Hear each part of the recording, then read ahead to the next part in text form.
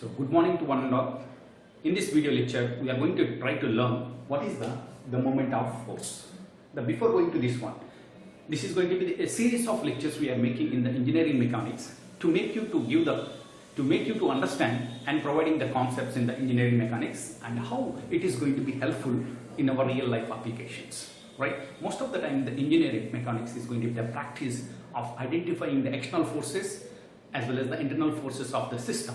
So that we are going to be analyzing the different types of in coming semesters we can identify the different types of the stresses and strains, how they are going to be developing in the members. Right? This is the basic concept. So what is the moment of a force? Where we are regularly using in our life. There we can see the nut is going to be there. So then we are going to be made to rotate with the help of the wrench. So there what will happen in this case? Try to understand. And second one is going to be you are opening the door of your house. So then how this is going to be? You are applying the force in the one directions, but the door is going to be start to developing the rotary motion or rotational motion is going to be developing. How it is going to be happening? So the moment of a force is going to be explained to you how that force is going to be converting into the rotary motion. So first we will go with the definition of that.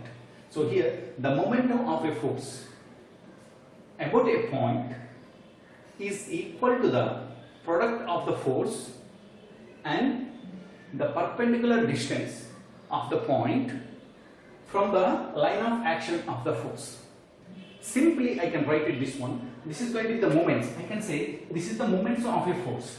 So then how it is going to be equal here? So that is equal to the product of the force and the perpendicular distance to the point of the line of action of the force. That going to be, I am going to write in force into perpendicular distance I can write here. So write the force into perpendicular distance. So then how we are going to be developing here? For the example, for the moment of a force we need to define what is the magnitude of the force. So in this case I have taken a point O and then at certain distance the force F is going to be moving. So then what I am going to do, I want to find out the moments at O. So because of the force F.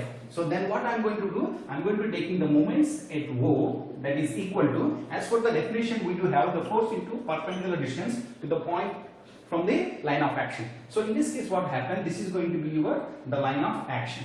So that force is going to be moving in this direction, then the line of action is going to be existed in the same direction. So then in this case I am going to be taking a perpendicular distance from the F to the point O.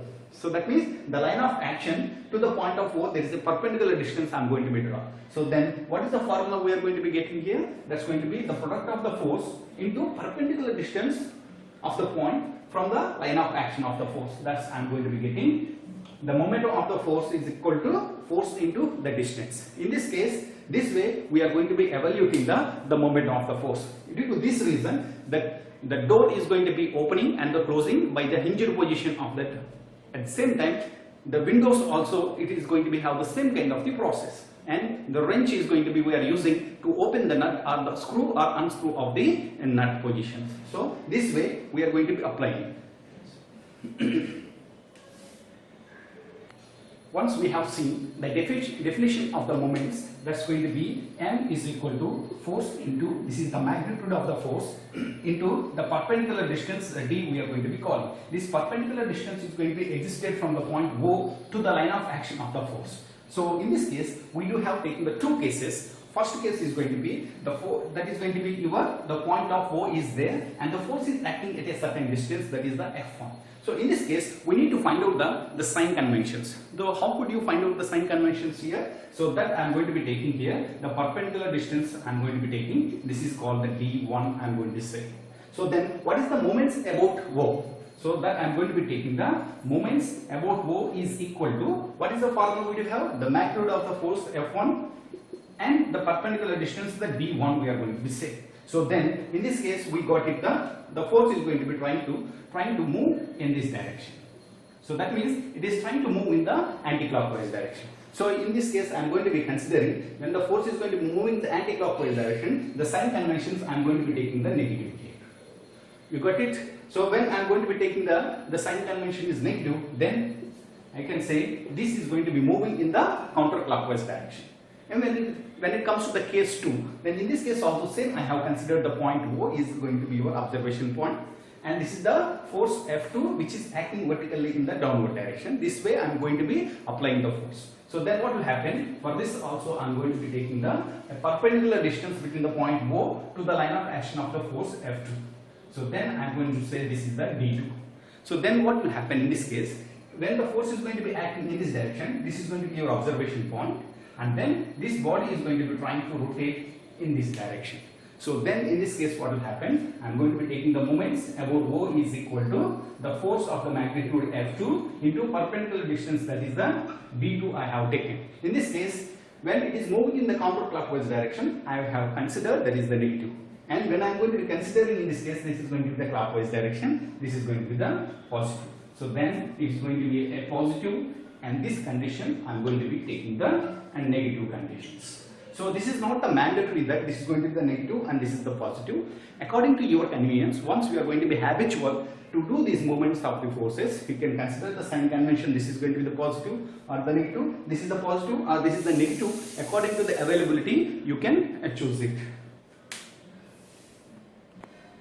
So now we are going to be discussing about the theorem of Varignon. So in this case what will happen, before we have discussed about what is the moment and what is the sign conventions we have taken. And similarly we are going to be taking the what is the theorem of Varignon. So in this case the moment of a force about an axis is equal to the sum of the moments of its components about the same axis. In this case, try to understand, this is going to be the momentum of a force about an axis. Maybe this is going to be your resultant component of, if you have a number of forces are there. So then we are going to be identifying the resultant component. That resultant component is going to be making the moments with respect to a fixed point on the axis. So that's going to say the momentum of a force about an axis is equal to the sum of the moments of its components. That means suppose the resultant component is the R, and the resolution of that forces are the component of the forces F1, F2, F3, the number of forces are going to be acting. So then in this case the components of the same axis we are going to be considering. So for this one I am going to be taking the one example for this part.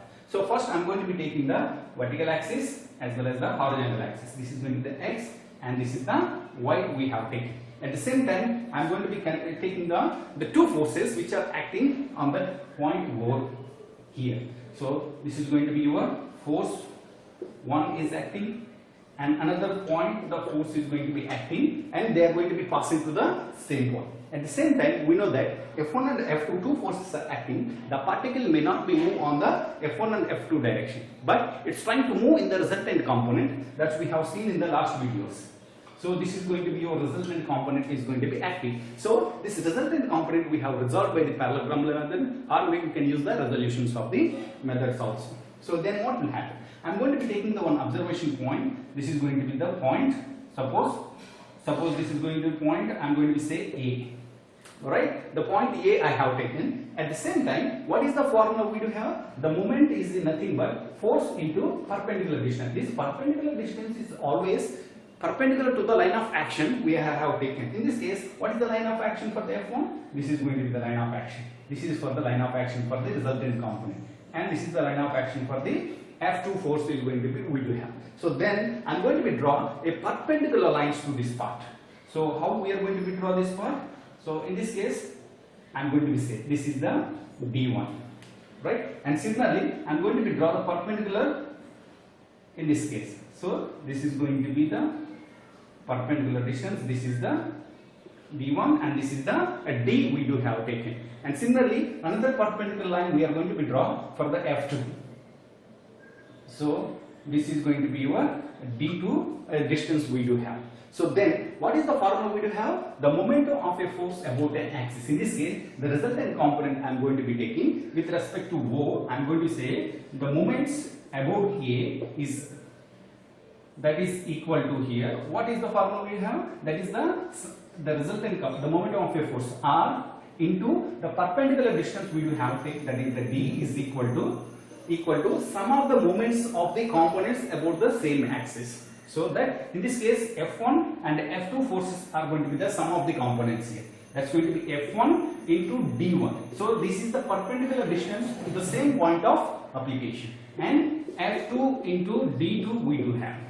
Alright. So in this case, this is going to be your the theorem of Varignon. So in this case, what will happen?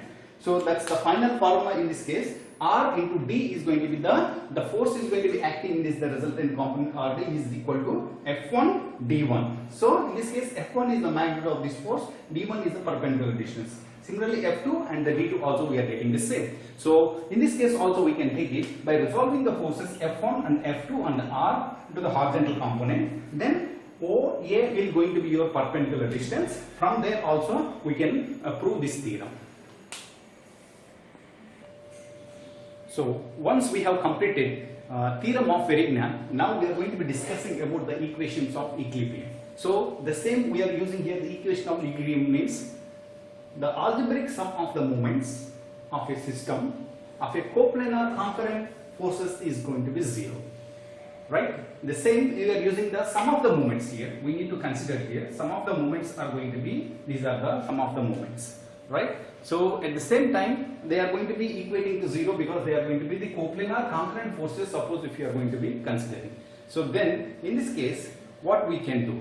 So that forces are going to be, when it is going to be the forces, the resultant of the system of forces is 0. So that means the resultant component already we have discussed in the previous classes, that's going to be the forces in x direction is equal to 0 and the forces in the y direction is equal to 0 and finally the resultant component is equal to 0. So this is what we have discussed, and similarly in this case also the resultant component is going to be 0. In this case the resultant component already we have seen, that's going to be F into D is going to be your resultant of the moments of this part. So then what is the sum of these forces? Then in this case we are going to be considering, so that's going to be the moments about A is equal to 0 and the forces in the other directions are going to be equal to 0. So then when we are going to be say the resultant of the moments is going to be 0, then F1, the forces in the x direction, forces in the y direction are the points to the any point of that. Suppose the moments about A is equal to 0, the summation moments at B is equal to 0. So this way we are using the equations of equilibrium when the forces are acting in the x and y axis. When the moments are acting on a body, these are going to be, we are using the moments of equal to 0. Then we can say the system is going to be in the equilibrium condition.